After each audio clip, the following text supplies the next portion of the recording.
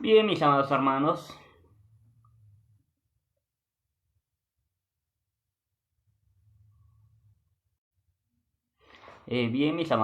Dios los bendiga. Parece que la señal de internet que tengo es muy baja y es por eso que no he podido estar debatiendo con Guido Rojas.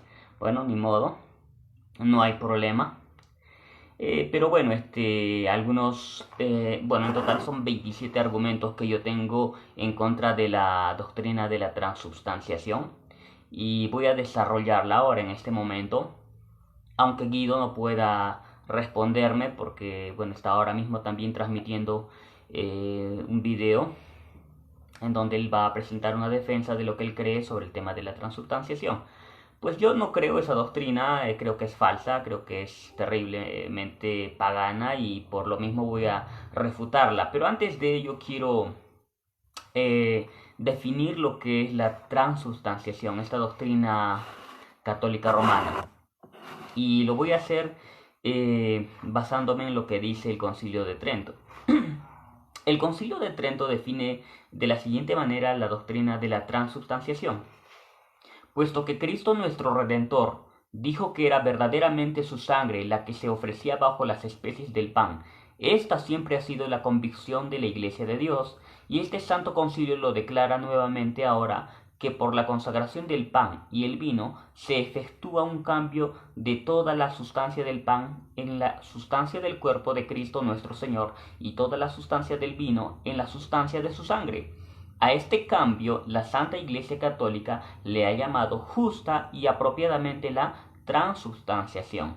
Aquí hay algo falso, ¿no?, en esta definición, porque dice que, bueno, en el Concilio de Trento se dice que esta ha sido siempre la convicción de la Iglesia, lo cual es falso. En realidad la Iglesia a través de los siglos ha tenido muchas discrepancias y por lo mismo decir que esta siempre ha sido la convicción de la Iglesia ya es una falsedad. Así que el catolicismo, o más bien dicho el Concilio de Trento ya desde el comienzo ya está dando una mentira. Ahora, esta doctrina ridícula no es creída por todos los católicos, por supuesto, pero como muchos la creen, me veo en la necesidad de explicar por qué esta doctrina falsa y blasfema debe ser abandonada. Primera razón. Quiero presentar mi primera razón de 27 razones. Porque esta doctrina simplemente no está enseñada en la Biblia. Aun si en el libro de Juan, en el capítulo 6, se habla acerca de la cena del Señor, lo cual no es cierto, pero aun si se hablara de la cena del Señor, nada indica que el comer y el beber significa o tienen un significado literal. Y para ello les voy a leer lo que dice Juan capítulo 6, verso 35, un verso que los católicos siempre omiten, pasan por alto este versículo. Les voy a decir lo que dice. Dice así la palabra del Señor: yo soy el pan de vida. El que a mí viene, mire, dice, el que a mí viene, está hablando de venir, de ir a Cristo. Dice, yo soy el pan de vida. El que a mí viene nunca tendrá hambre. Y el que en mí cree no tendrá sed jamás.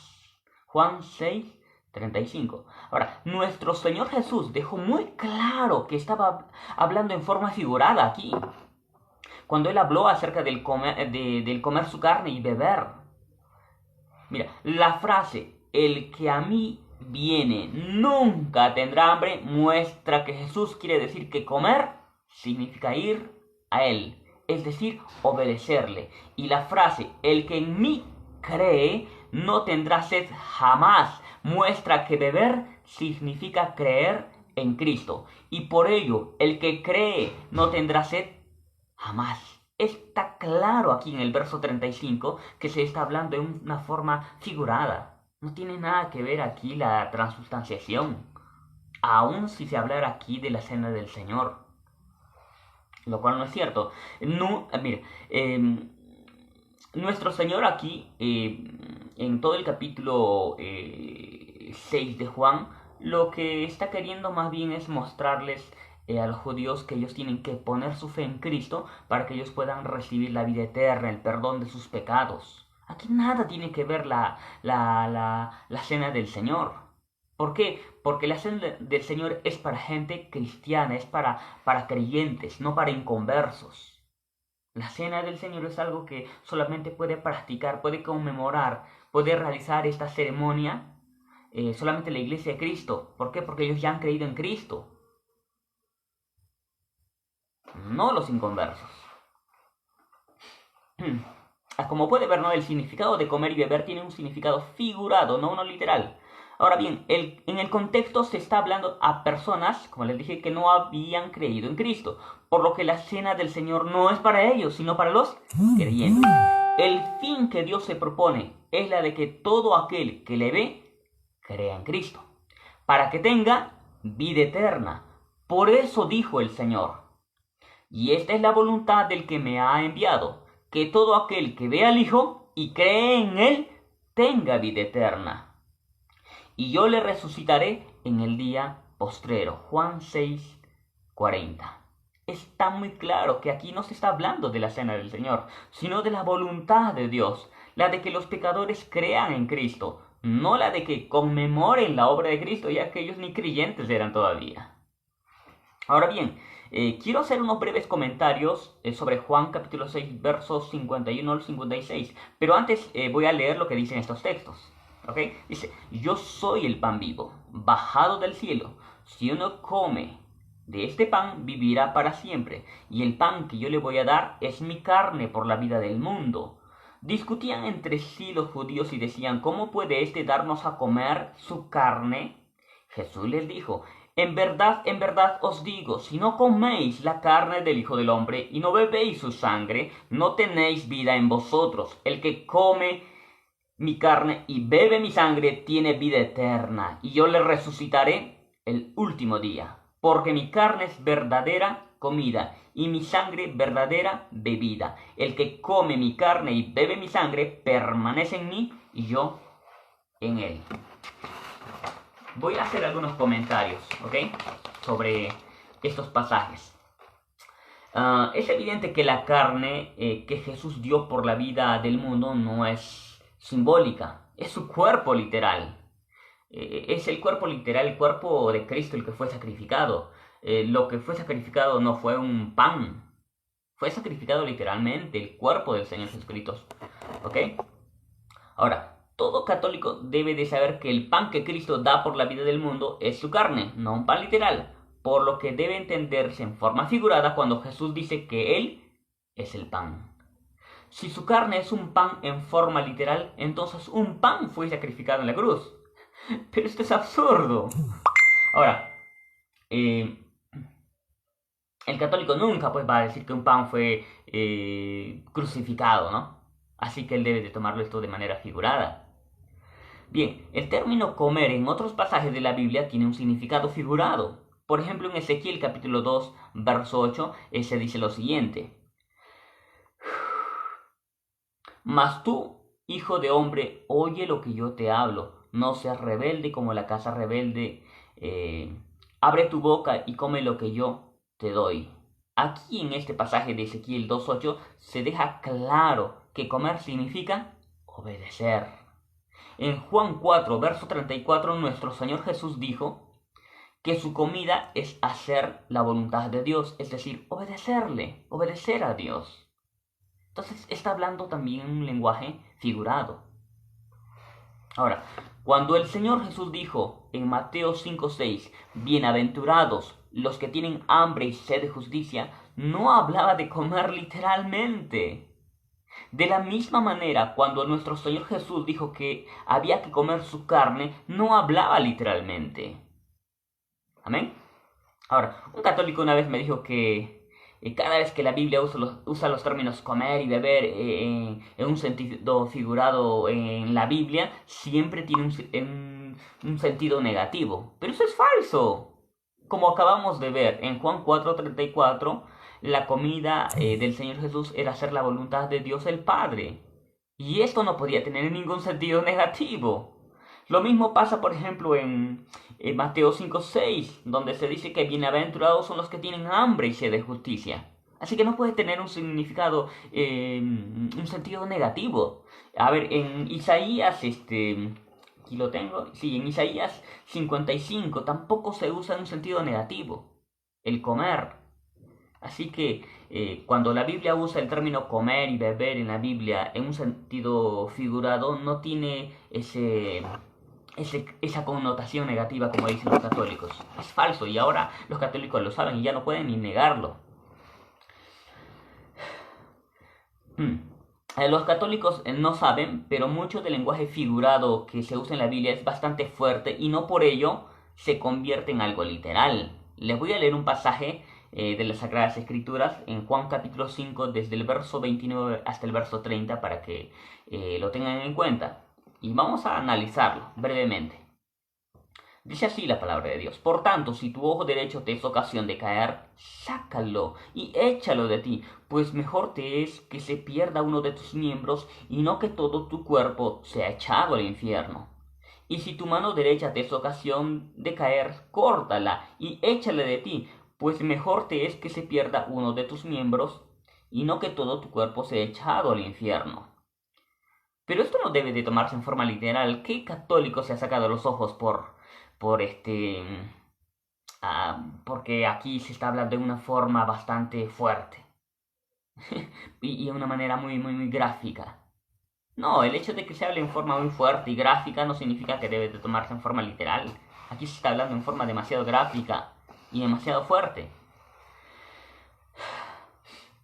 Ahora, de la misma manera, cuando el Señor Jesús dijo en un lenguaje fuerte que hay que comer su carne y beber, no debe de tomarse en forma literal.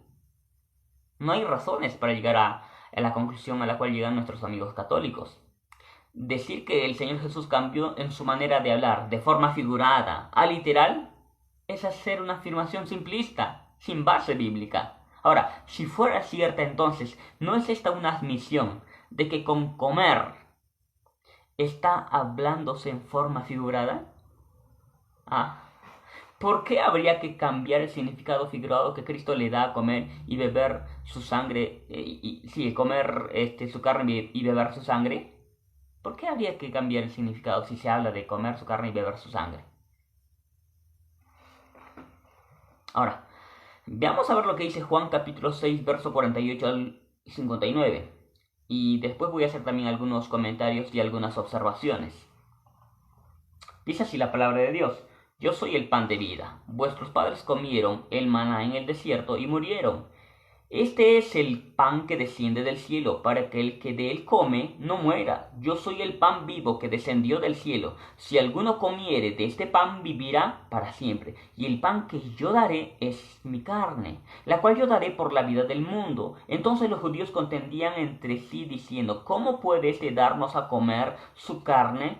Jesús les dijo: de cierto os digo, si no coméis la carne del Hijo del Hombre y bebéis su sangre, no tenéis vida en vosotros.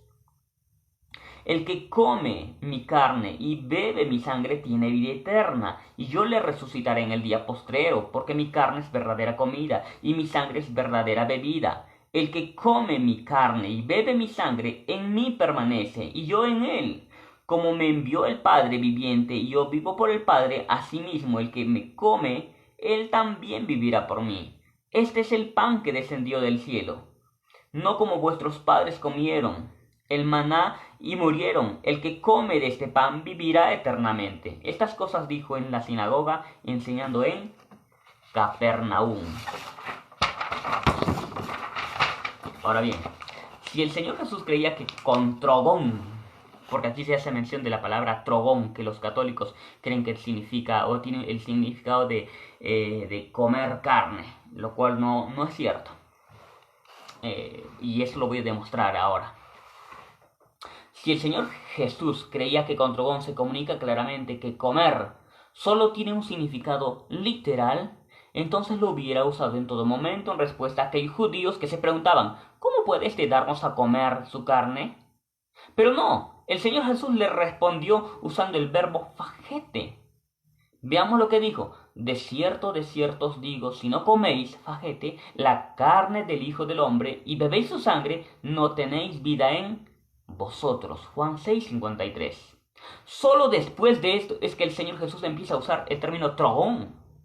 Y no lo hace porque trogón signifique masticar en el sentido de comer carne en este pasaje, ya que nunca se usa este verbo en la Biblia en este sentido. El término trogón significa comer, nunca roer. Roer significa quitar con los dientes los pequeños pedazos de carne que han quedado pegados a un hueso. Y este no es el significado que se le da en la Biblia a trogón. Una vez más les digo, el término trogón significa comer, nunca roer. Roer significa quitar con los dientes los pequeños pedazos de carne que han quedado pegados a un hueso. Y este no es el significado que se le da en la Biblia a trogón. Veamos lo que nos dicen los expertos. A.T. Robertson es considerado como el más grande experto en gramática griega y él nos dice lo siguiente sobre lo que significa trogón. Él dice así: el verbo trogón es antiguo, denotando comer frutas o verdura y el forraje de los animales. No significa comer carne.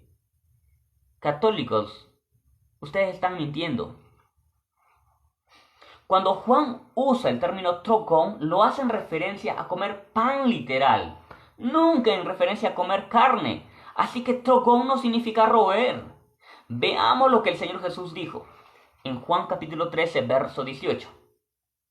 No lo digo de todos vosotros, yo sé a quienes he elegido, pero para que se cumpla la escritura, el que come de mi pan levantó contra mí su calcañar. ¿Qué palabra usó el Señor Jesús acá? ¿Saben qué palabra usó? Trogón. ¿Y sabes para qué lo usó? Para hacer referencia a aquella comida de aquella persona que estaba al lado del Señor Jesús. Se refería a Judas. Una vez más se los leo. No lo digo de todos vosotros, yo sé a quienes he elegido, pero para que se cumpla la escritura, el que come, trogó, de mi pan, no dice de mi carne, levantó contra mí su calcañar. ¿Se da cuenta? Aquí el término trogón no tiene significado de comer carne. El significado de comer carne que le han dado muchos católicos a esta palabra simplemente es un invento, una falsedad. En el libro de Mateo también se usa trogón en referencia a la comida de aquellos que vivían antes del diluvio. Veamos lo que dice Mateo capítulo 24, verso 38 según la Biblia textual. Porque como en aquellos días antes del diluvio estaban comiendo y bebiendo, casándose y dándose en casamiento hasta el día en que Noé entró en el arca. Les leo de nuevo. Porque como en aquellos días antes del diluvio estaban comiendo y bebiendo, casándose y dándose en casamiento hasta el día en que Noé entró en el arca. Dice que estaban comiendo. ¿Qué palabra se está usando aquí en el texto griego? Trogón.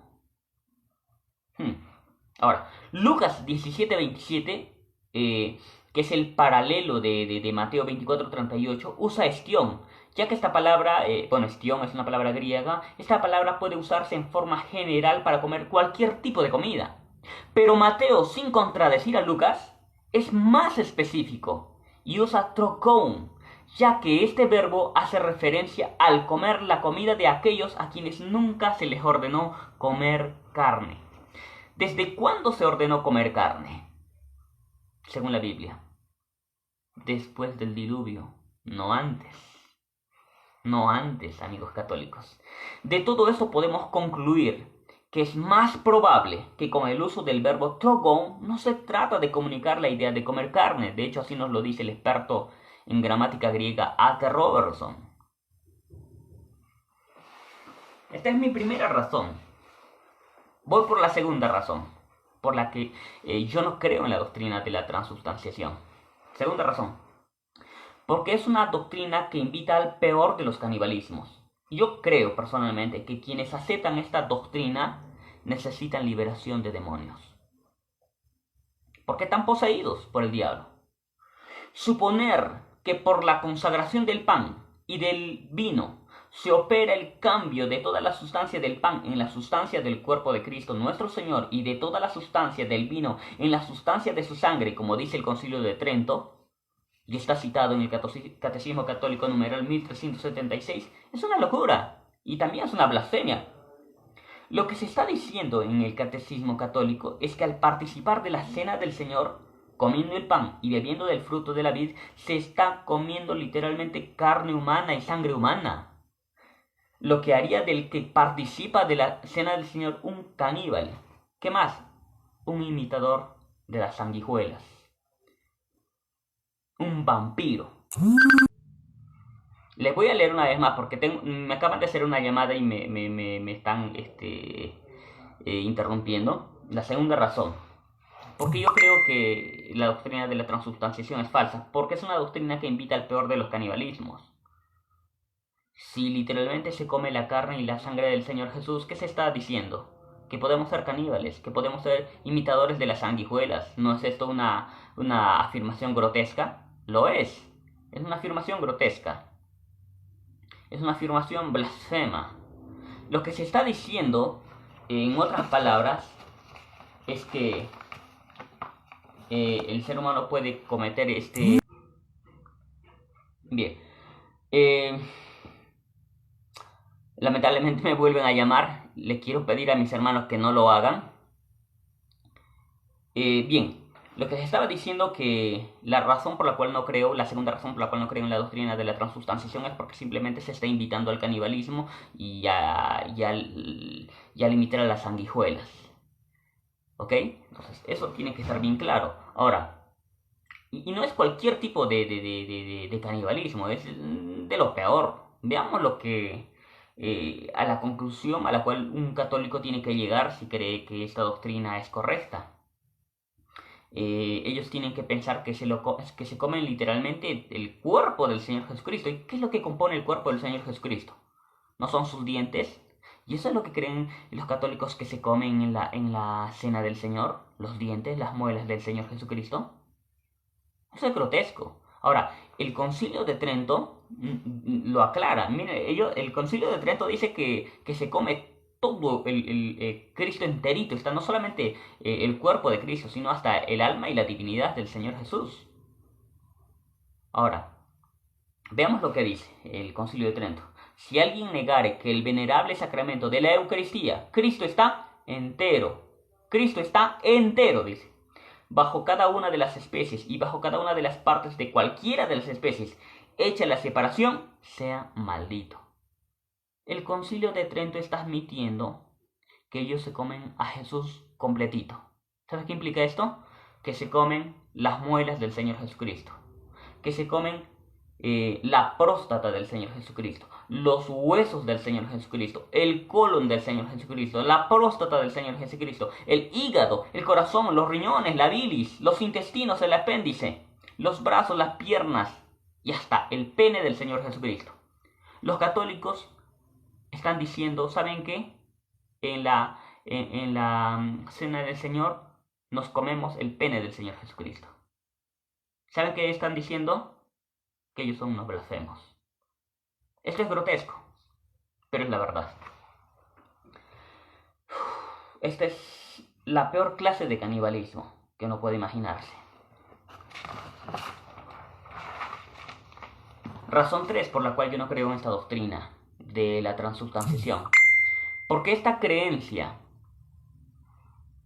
no puede... Mira, porque esta creencia estaría contradiciendo lo que ya se dijo en Hechos capítulo 15, verso 28 al 29. En el Concilio de Jerusalén se dijo que no se podía consumir sangre.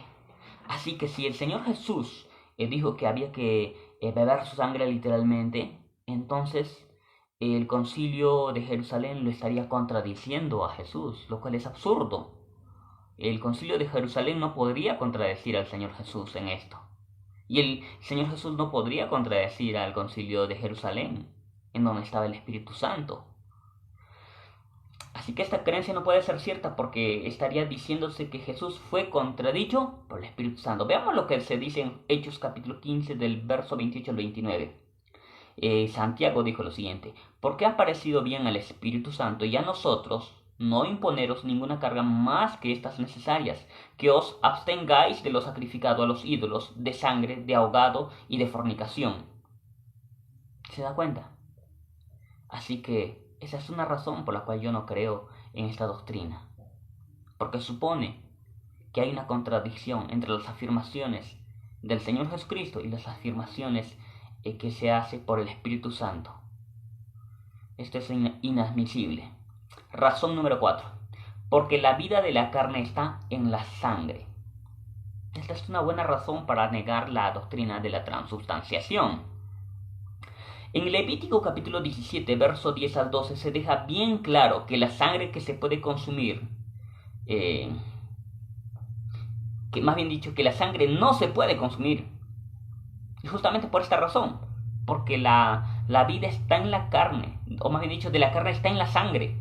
Vamos a ver lo que dicen estos textos. Dice así: si cualquier varón de la casa de Israel o de los extranjeros que moran entre ellos comiere alguna sangre, yo pondré mi rostro contra la persona que comiere sangre y la cortaré de entre su pueblo.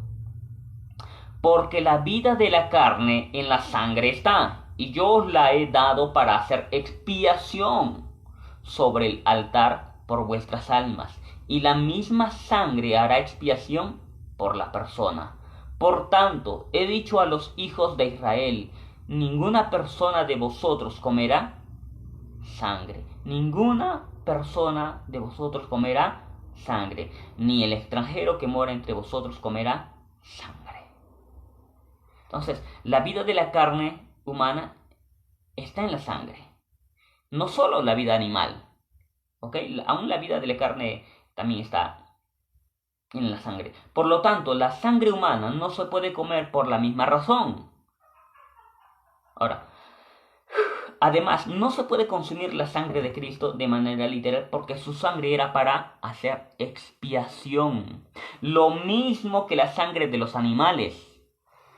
Los que creen que se bebe la sangre de Cristo en forma literal en la cena del Señor no están comprendiendo que la sangre de Cristo fue derramada para hacer expiación. Por lo tanto, no se la puede beber en un sentido literal como afirman los amigos católicos. Quinta razón. Porque los únicos, según la Biblia, que se comieron carne humana fueron los perros que se comieron el cadáver de Jezabel. Y también porque algunos que se comieron carne humana fueron personas que estaban en pecado, personas que habían sido castigadas por Dios, que estaban en aflicción, personas que estaban experimentando las consecuencias de su pecado. Entonces, por esa razón no se puede consumir carne. En Levítico 26 se dijo que las personas desobedientes, como consecuencia de su rebelión, sufrirían castigos tremendos, como por ejemplo el comerse la carne de sus hijos. Veamos lo que se dice aquí. Desdeñaréis mis decretos y vuestra alma menospreciare mis estatutos, no ejecutando todos mis mandamientos e invalidando mi pacto. Comeréis la carne de vuestros hijos y la carne de vuestras hijas comeréis. Levítico 26, verso 15 y verso 29. En Jeremías 19, verso 9 también leemos lo siguiente: y les haré comer la carne de sus hijos y la carne de sus hijas, y cada uno comerá la carne de su amigo durante el sitio y en la aflicción con que les afligirán sus enemigos y los que buscan su vida. Estos pasajes no aprueban el canibalismo, sino que son consecuencias y castigos por haber pecado contra Dios, por haberse rebelado contra el Señor. Un católico llamado Tim Staples ha presentado 6 razones del por qué los católicos no son caníbales. En su artículo titulado ¿Somos caníbales los católicos por comernos a Cristo en la Eucaristía?, él presenta sus razones, en las cuales ningún católico inteligente aceptaría. Ningún católico inteligente, la verdad, aceptaría esto. Y voy a presentar sus 6 razones, y les haré un breve comentario. Su primera razón: en el canibalismo la persona consumida está, generalmente hablando, muerta.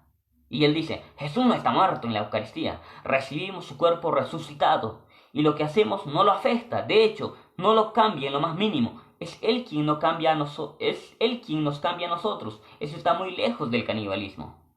Terrible, qué comentario más ridículo. El canibalismo no se define porque el cuerpo comido esté muerto o vivo. El canibalismo se define simplemente porque se come carne humana, nada más.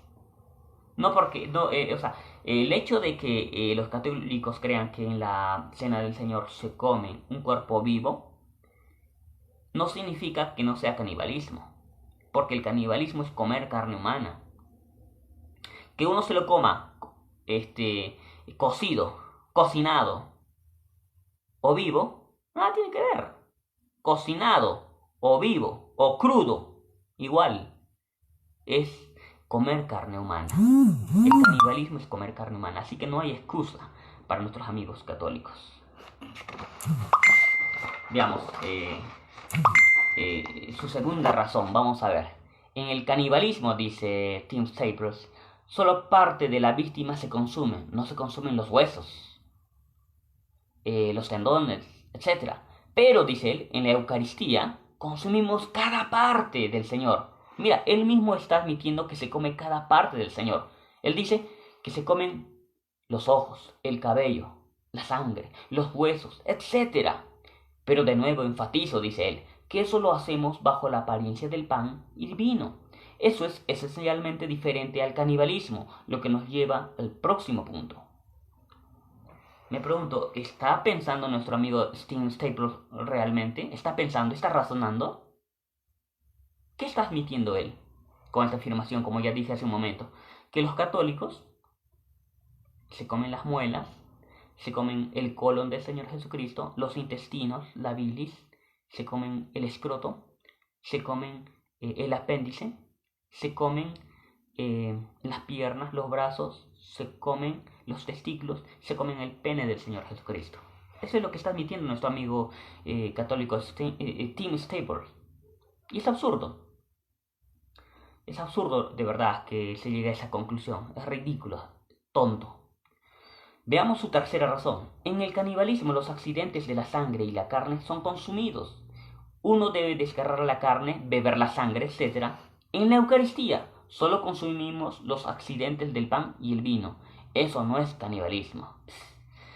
Mira, en las verdaderas transubstanciaciones no existen accidentes. Si el pan y el vino no son transformados en carne y sangre, entonces al comer estos alimentos no se está cayendo en el pecado de canibalismo. Pero cuando se afirma que hay una transformación del pan y del vino en la carne y sangre de Cristo, entonces se está diciendo que los cristianos al participar de la cena del Señor están practicando el canibalismo. Cuarta razón. La cuarta razón para defender que los católicos no son caníbales. Esta es la razón que presenta Tim Staples. En el canibalismo solo se consume un cuerpo, no la persona. La persona y el alma de la víctima se han ido. En la Eucaristía, dice él, consumimos la entera persona de Jesucristo. Mira, dice la entera persona de Jesucristo. Hasta se comen la deidad, la divinidad y el alma. Digo, ¿cómo se comen el alma de Cristo? Si el alma es algo espiritual, no es material. ¿Cómo se come la divinidad de Cristo? Ridículo, ridículo. Dice, en la Eucaristía consumimos la entera persona de Jesucristo, cuerpo, sangre, alma y divinidad. No podemos separar el cuerpo de Cristo de su divinidad. Por lo tanto, esta es una comunión tanto física como espiritual. Nos convertimos en uno con Cristo, en un nivel místico en este sacramento. Eso está lejos del canibalismo. A ver, que sería que en el catolicismo no se practica el canibalismo porque en el canibalismo de los paganos solo se consume el cuerpo y no la persona en su totalidad, es una afirmación simplista. Si los católicos creen que no solo comen carne humana, sino también el alma y divinidad de Cristo, no quita que sean caníbales. O sea, el hecho de que los católicos piensen que se comen la divinidad de Cristo, que se comen el alma de Cristo, ¿significa que por lo tanto no se están comiendo el cuerpo de Cristo? No, ellos admiten que se están comiendo el cuerpo de Cristo, por lo tanto, esa no es una buena objeción. Ellos siguen siendo caníbales. Qué penoso. Si yo dijera, o si yo viera a una persona comer carne humana, yo diría que es caníbal, aun si esta persona come hierbas. O sea, no porque una persona, un caníbal, se come hierbas significa que deja de ser caníbal. No, sigue siendo caníbal. aun si se come hierbas. ¿Ok? Bien. También debe de notarse una cosa. Cristo nunca dijo que en la cena del Señor se come su alma y su divinidad. Yo no sé cómo pueden los católicos afirmar que en la cena del Señor hasta el alma de Cristo se lo comen. ¿Cómo es posible que alguien pueda decir que se come hasta lo espiritual? El alma, hasta lo que no es físico. De verdad que los católicos están bien drogados. De verdad, no sé qué ha pasado. Pero el catolicismo es un paganismo de lo más ridículo y estúpido que una persona pudiera concebir, pudiera practicar. La verdad que no sé ni cómo describir esto, porque es demasiado absurdo. Ahora, quinta razón de Tim Staples, por la cual él dice que los católicos no son caníbales. Dice, en el canibalismo recibimos un alimento temporal que es fugaz. En la Eucaristía recibimos la vida divina de Dios mediante la fe y recibimos lo dispuesto por nuestro Señor, es decir, la vida eterna. Eso es esencialmente diferente del canibalismo. Absurdo. En el canibalismo se recibe un alimento temporal, pero esto no significa que la creencia de que se come carne humana deja de ser canibalismo solo porque según el catolicismo es algo diferente del practicado por los paganos. Un caníbal puede creer que comer carne humana le da poder, otro cree que solo le da fuerza física, pero que estos piensen de una manera diferente sobre los beneficios de comer carne humana no quita que sean caníbales. Siguen siendo caníbales. Que los católicos crean que el comer el cuerpo de Jesucristo les da vida eterna, no quita que sean caníbales. Siguen siendo caníbales. Veamos la sexta razón que presenta nuestro amigo Tim Staples. En el canibalismo, una vez que comes la carne de la víctima, esta se ha ido para siempre. Pero en la Eucaristía podemos consumirlo cada día. Y como mencioné, en la número 1, dice él, no lo cambiamos ni un poco. Permanece siendo el mismo. Cierto. En el canibalismo de los paganos la carne se ha ido para siempre, y en el del catolicismo también, aunque esto se niegue por supuesto. No hay evidencia bíblica que demuestre que se consuma cada domingo el cuerpo y sangre literal de Cristo. Esto solo tienen que suponer los fieles católicos, sin importar lo que dice la Biblia. Veamos vemos cómo los católicos simplemente hacen afirmaciones ridículas.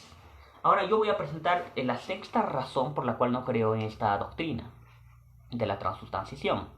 Bueno, porque es pagana. Veamos lo que dice Rebecca Sexton.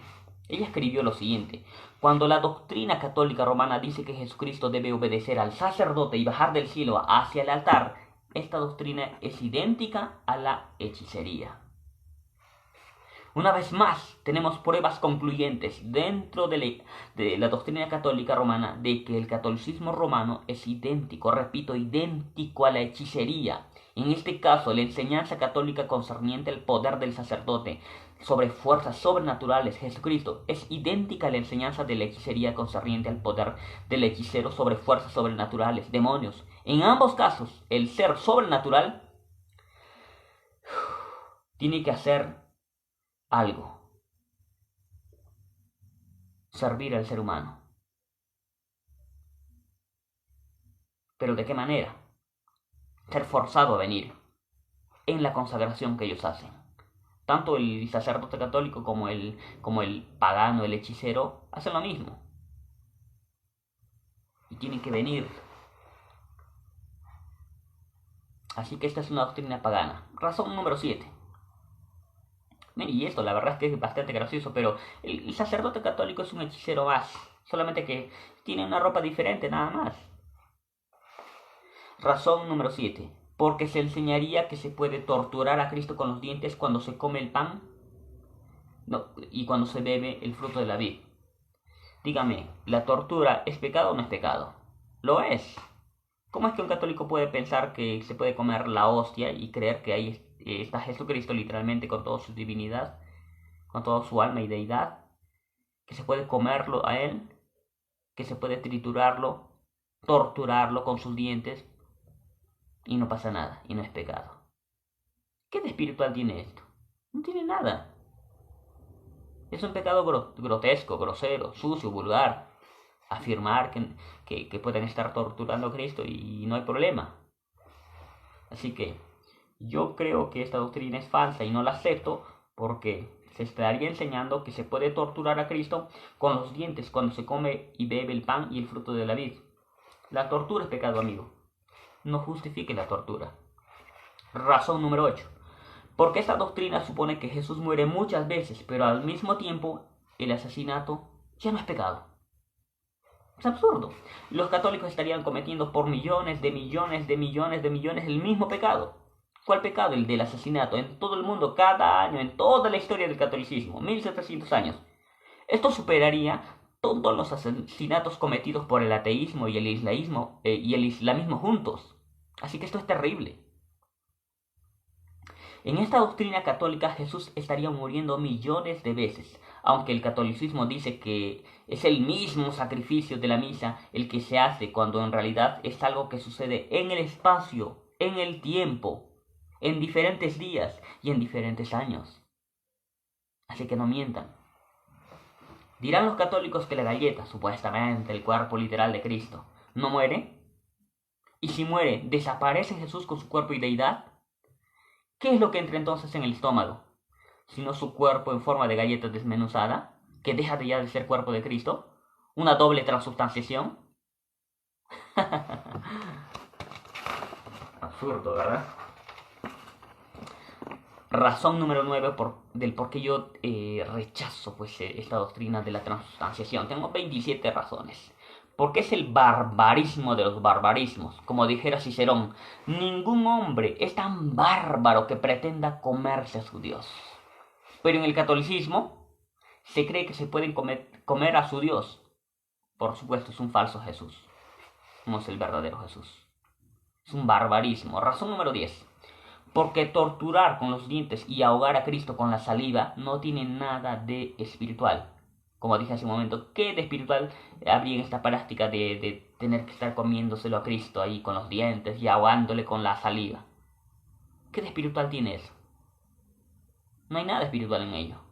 Razón número 11.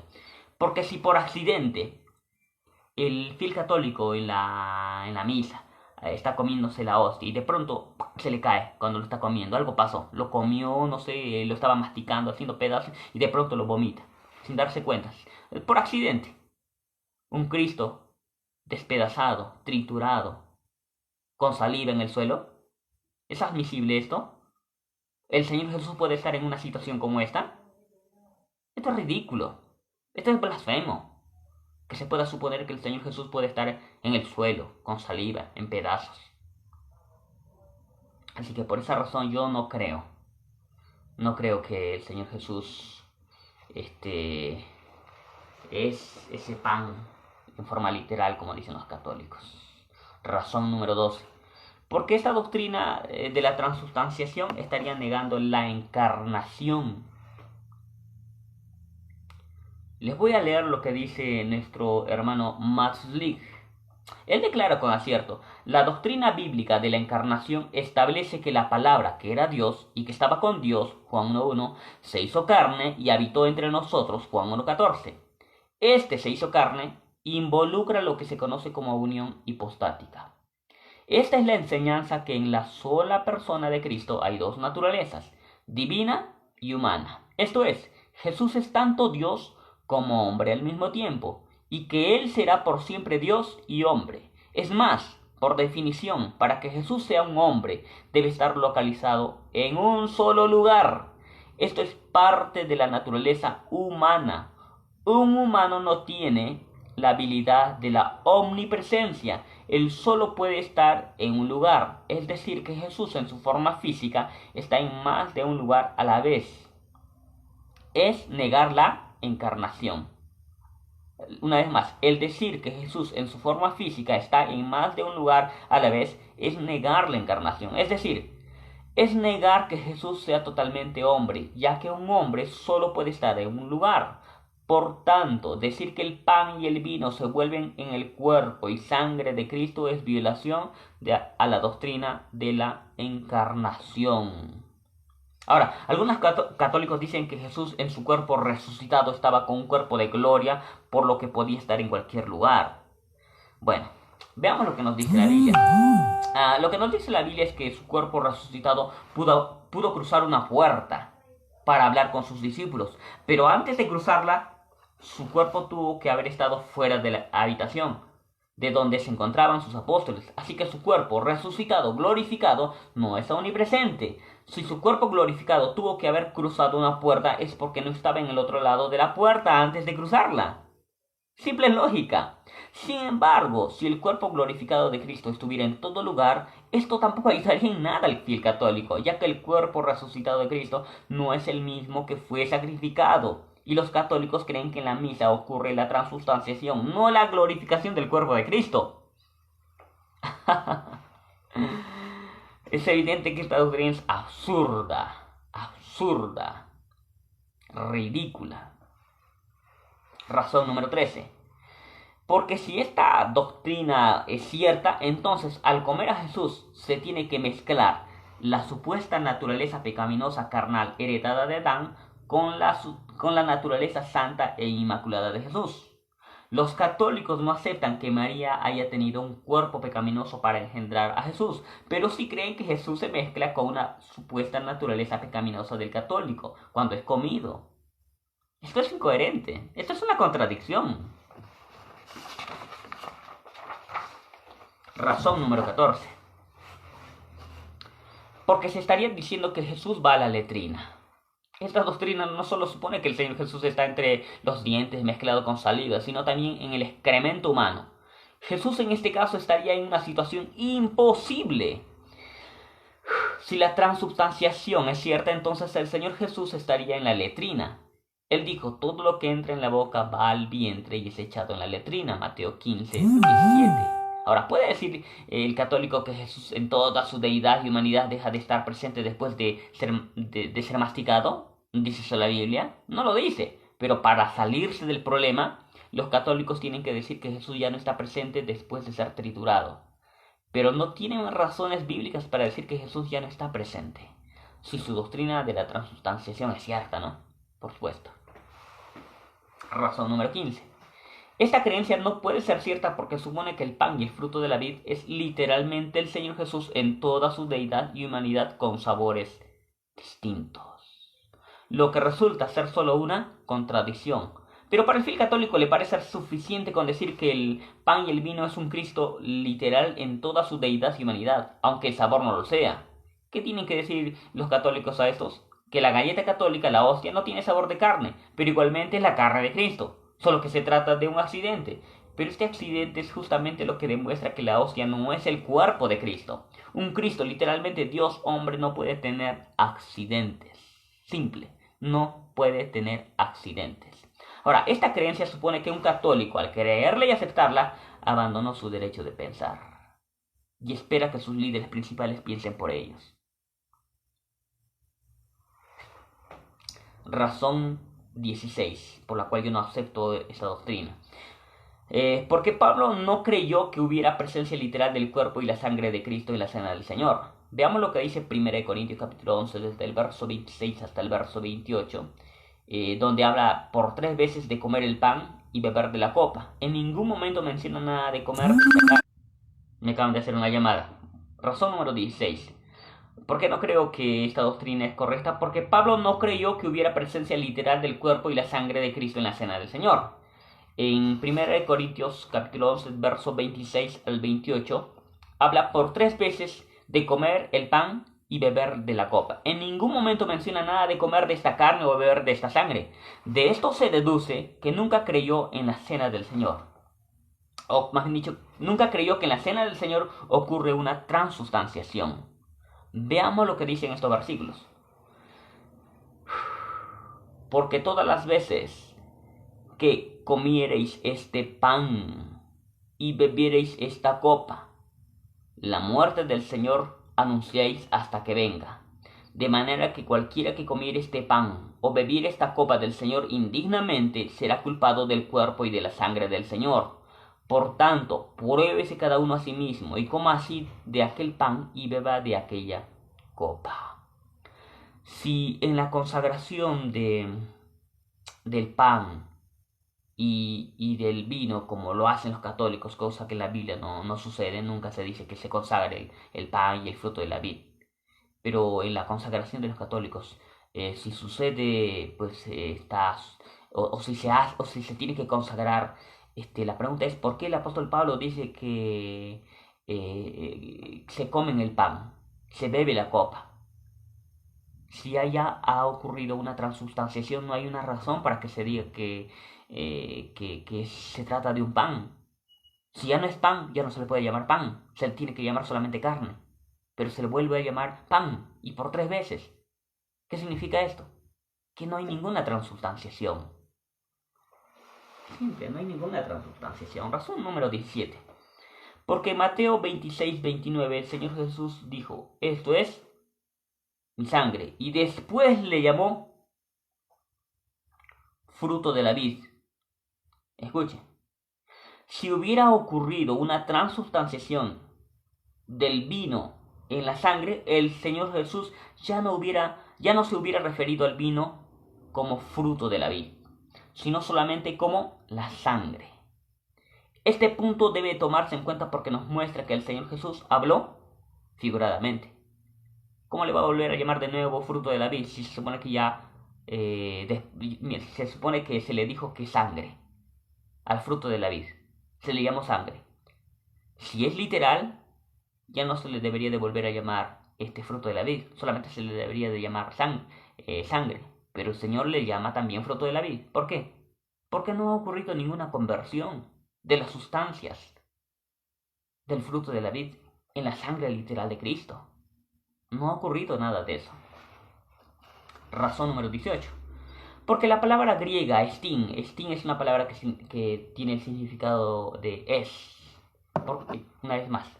Porque la palabra griega estin, en singular o plural, en español se traduce por es.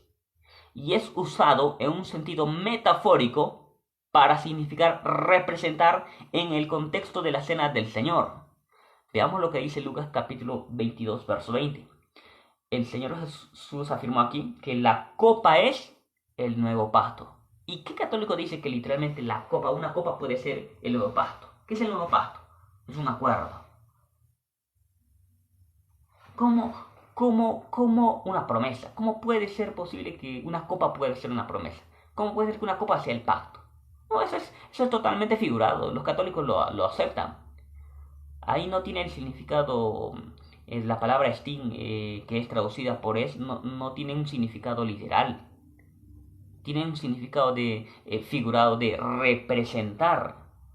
Por esta razón, cuando se usa esta misma palabra para hacer referencia al cuerpo de Cristo, también tiene que tener un significado figurado. Veamos lo que dice en el verso 19 de Lucas capítulo 22. Aquí el Señor Jesús dijo, cuando dijo del pan, ¿no? Esto es mi cuerpo, que por vosotros es partido o es dado. Entonces, esto es mi cuerpo. Los católicos dicen, acá está hablando en forma literal. No, espérate. Si aquí está hablándose en forma literal, también tiene que decirse que se está hablando de manera literal cuando Jesús dijo que la copa es el nuevo pacto. Ahora, si la copa es el nuevo pacto, pero en una forma figurada, entonces también cuando el Señor Jesucristo dijo en el verso 19, esto es mi cuerpo, tiene que tener también un significado figurado. No darle un significado figurado aquí simplemente es caprichoso, arbitrario. No le conviene al católico tomarlo esto en forma figurada. No le conviene ser honesto, porque echa por tierra sus creencias. Razón número 19. Esta creencia no puede ser cierta porque cada vez que Jesús se llamó a sí mismo con un título comenzando con los términos yo soy, siempre fue en lenguaje figurado en el Evangelio de Juan. Lo que demostraría que cuando él se llama a sí mismo el pan de vida, debe haber estado hablando en lenguaje figurado también. Veamos algunos ejemplos. Jesús dijo, yo soy la luz del mundo. Esto es lenguaje figurado. Yo soy la puerta. Lenguaje figurado. Yo soy el buen pastor. Esto es lenguaje figurado. Yo soy la resurrección y la vida. Esto es lenguaje figurado. Yo soy el camino. ¿Quién cree que Jesucristo es un camino? Nadie. ¿Quién cree que Jesucristo es una puerta? Nadie. ¿Quién cree que Jesucristo es la vid, literalmente un árbol? Nadie. Siempre que el escritor, el apóstol Juan escribe sobre lo que es Jesucristo, siempre habla en forma figurada, nunca en forma literal. Pero pese a la evidencia, la Iglesia Católica quiere que creamos que es literal la afirmación que Jesús decía al llamarse yo soy el pan de vida. No, no podemos creer eso. No podemos aceptar esa afirmación, esa creencia. Razón número 20.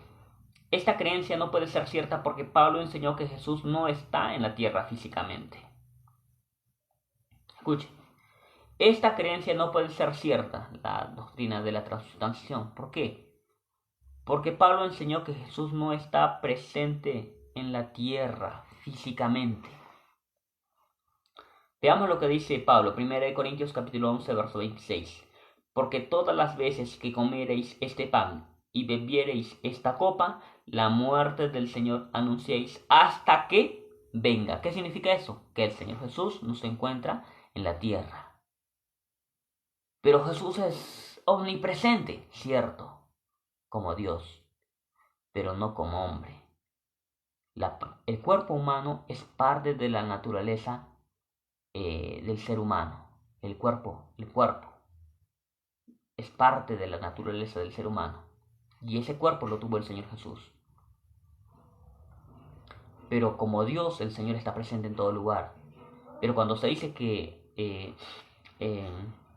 Él, hasta que venga el Señor Jesús, significa que Él no está. ¿Pero no está en qué sentido? ¿En un sentido espiritual o en un sentido físico? En un sentido físico. ¿Y qué es el cuerpo del Señor Jesús? Es físico. ¿Ok? Así que no puede ser cierta. Porque el Señor Jesús no puede estar en la tierra físicamente, ya que Pablo lo dijo. 1 Corintios 11, 26. La frase hasta que venga nos muestra claramente que Cristo no está en la tierra físicamente. Eso quiere decir que Cristo no es el pan ni el vino que se usan en la cena del Señor en forma literal. Razón número 21. Porque si esta creencia es cierta, Jesús podría ser robado. Lo cual es absurdo. ¿Cuántas veces no hemos escuchado sobre esas supuestos robos del Señor Jesucristo, que en realidad solamente se trata del robo de las hostias?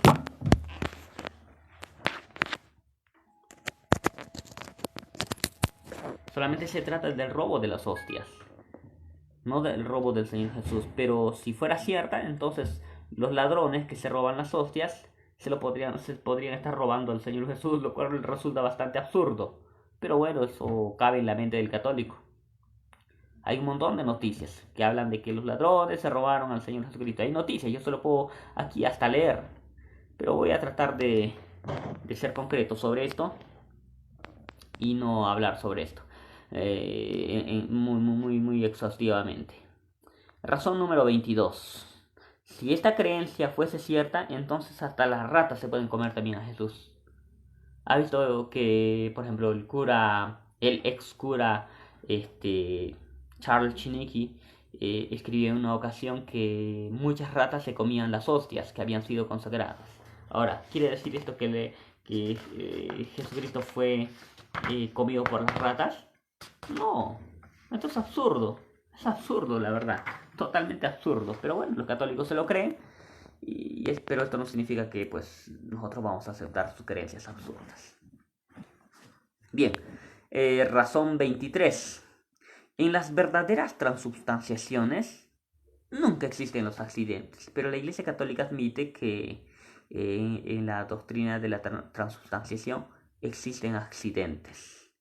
Por ejemplo, la transubstanciación del agua en vino, que se menciona en el libro de Juan capítulo 2 del verso 1 al 10, fue un milagro real en el que fueron cambiadas las sustancias y el sabor demostraba que las verdaderas transubstanciaciones no tienen accidentes, algo que no sucede cuando se participa de la cena del Señor. Por lo tanto, la transubstanciación es una enseñanza falsa. Razón número 24. Porque el Señor Jesús dejó muy claro que Él no es literalmente el pan en la cena del Señor, ya que dijo, si no me marcho, no vendrá a vosotros el Consolador. Juan 16, verso 7. Note que está diciendo que Él se marcharía. ¿Cuándo se marcharía? ¿Qué es lo que Él se marcharía? Si Él está presente en todo lugar. Solamente su cuerpo. Aunque su espíritu estaría con Él, bueno, de todas maneras. Es omnipresente. Cristo no es literalmente un pan ni su sangre el fruto de la vid, porque si no el Espíritu Santo no estaría con nosotros. Pero el Espíritu Santo ya vino, así que Cristo ya no está en la tierra físicamente. Como dijo el Señor, y una vez más se lo repito, si no me marcho, no vendrá a vosotros el Consolador. Así que Cristo tuvo que haberse marchado. O es que se marchó y después de nuevo vino. Y si vino, ¿para qué está el Espíritu Santo? La razón por la cual el Espíritu Santo está en la iglesia es porque Jesucristo se ha ido. O sea, el Espíritu Santo no podría estar acá en la iglesia, en la tierra. Pero está, ¿por qué? Porque Jesucristo se fue al cielo.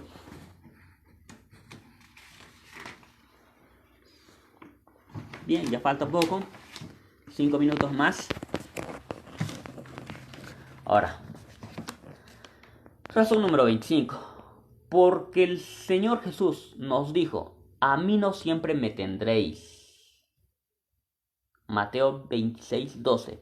Este pasaje también contradice la doctrina de la transubstanciación, ya que esto se lo dijo a sus apóstoles, dándoles a entender que él se iba a ir a la casa de su padre y por lo mismo no estaría en la cena del Señor, al menos no físicamente. ¿Ok? Razón número 26. Porque el sacrificio de Jesús fue un sacrificio de una vez por todas, y por lo mismo no se puede repetir como se hace en la misa. Hay una importante palabra griega que se usa para describir tanto la muerte como el sacrificio de Cristo. Esa palabra es epapax, que significa una vez por todas. Romanos 6, del 9 al 10, declara claramente que Cristo nunca podrá volver a morir porque su muerte fue de una vez por todas. Pero la misma palabra griega que se usa para describir la muerte de Cristo también se usa para describir su sacrificio. En Hebreos 7 y 10, cuando nos dice que no se puede sacrificar a Cristo diariamente, ya que su cuerpo se ofreció de una vez por todas, y por lo tanto no hay más ofrenda ni sacrificio por el pecado. Tenga en cuenta las siguientes escrituras. Quien no necesita diariamente, como esos sumos sacerdotes, ofrecer sacrificios, primero por sus propios pecados y luego por los pecados de la gente, porque esto lo hizo de una vez por todas, epapax, cuando se ofreció a sí mismo, Hebreos 7:25. Por esta voluntad hemos sido santificados a través de la ofrenda del cuerpo de Jesucristo de una vez por todas. Epapax, se vuelve a usar esta palabra griega. Hebreos 10:10. Pero bueno, la Iglesia romana afirma que el sacrificio de la misa no es un sacrificio diferente del que Cristo hizo en el Calvario, sino que es el mismo sacrificio perpetuado a través del tiempo, lo cual solo sirve para contradecir lo que la Biblia enseña. El sacrificio de Cristo fue un evento histórico, espacio-temporal, que ocurrió una vez y nunca puede repetirse y por lo tanto no puede perpetuarse a través del tiempo. Cristo es el Dios hombre y aunque es verdaderamente Dios, también es verdaderamente hombre y como tal no está fuera del tiempo. Razón número 27. ¿Por qué no creo en la doctrina de la transubstanciación? Porque algunos que participaron del cáliz y de la hostia envenenada murieron. Por ejemplo, el Papa Víctor III en 1088. Este hombre murió al tomar en la misa un cáliz envenenado. Enrique VIII murió envenenado también por haber tomado una hostia que estaba pues con veneno. Imagínense pues que hubo una transubstanciación, pero el veneno no se lo quitó. Es como un Cristo venenoso. No, pues eso no puede tener sentido. Así que esta es una buena razón para rechazar la doctrina de la transubstanciación. Así que he presentado de manera bastante resumida 27 razones, he tratado de ser muy concreto, del por qué yo no creo en la doctrina de la transubstanciación. Me tomaría mucho tiempo hablar acerca de lo que creyeron algunos padres de la iglesia, pero justamente por ello no voy a estar leyendo lo que dijeron ellos y se puede ver muy claramente que no había una unanimidad, como dice el Concilio de Trento. Entre los padres apostólicos pues habían diferencias. Algunos aceptaban la doctrina de la transubstanciación, algunos otros no la aceptaban. Yo puedo citarle a muchas personas, puedo citarle incluso a papas. Tengo una lista de 24 personas, si no me equivoco, de los padres apostólicos que no creían en la doctrina de la transubstanciación. Así que no es cierto lo que se dice en el Concilio de Trento, que siempre se ha creído en esta doctrina. No, eso es falso. Eso es falso. Bien, mis amados hermanos, me he cansado. Ya me está doliendo un poquito la garganta, así que creo que lo que he estado compartiendo aquí ha sido lo que quería estar presentando en mi primer participación en el debate que iba a tener con Guido Rojas, pero parece que la señal que yo tengo aquí en mi ciudad no es muy buena. Entonces, a pesar de que él me estaba invitando, yo no me permitía a mí ingresar para tener el debate con Guido Rojas. Bueno, pues qué suertudo Guido Rojas, ¿no? Porque iba a quedar en vergüenza. Bien, mis amados hermanos, eso ha sido todo por hoy. Que Dios los bendiga mucho. Hasta una próxima, estaremos compartiendo y que Dios los bendiga a todos. Amén. Bendiciones.